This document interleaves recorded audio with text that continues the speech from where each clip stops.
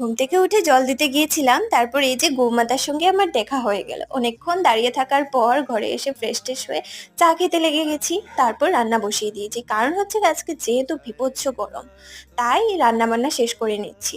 আমাকে customer call করে বলল আমার বেবিটাকে একটু চুল কেটে দিতে হবে। তারপর আমি চলে গেছি আমার পার্লারে, গিয়ে ওকে চুল কেটে দিয়ে ঘরে এসেছি। ঘরে এসে একটু ফ্রেশ হয়ে নিয়েছি, ড্রেসটাও চেঞ্জ করে নিয়েছি। তারপর রান্না বান্না সব শেষ করে বসেছিলাম। মা এসেছে স্কুল থেকে, এসেই আমাকে একটা আইসক্রিমের বাটি ধরিয়ে দিল, আর আমাকে সাথে এটিএম এর কাগজটাও ধরিয়ে দিল।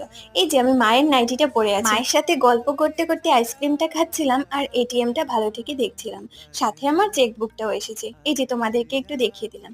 তারপর পাশের বাড়ির দিদি এসে আমাকে নারায়ণ বাবার প্রসাদ দিয়ে গেল। আমরা প্রসাদ খাওয়ার পর দাদুকে ভাত দিয়ে দিলাম। দাদুর পাতের মাছের ঘাটা খাওয়ার অভ্যাসটা দিদি আর আমার গেল না। দিদি আসলে দিদি খায়, নইলে এখন আমি খাই। তারপর আমরা তিনজনে ভাত খেয়ে নিলাম। আজকের ব্লগটা এতটুকুই, দেখা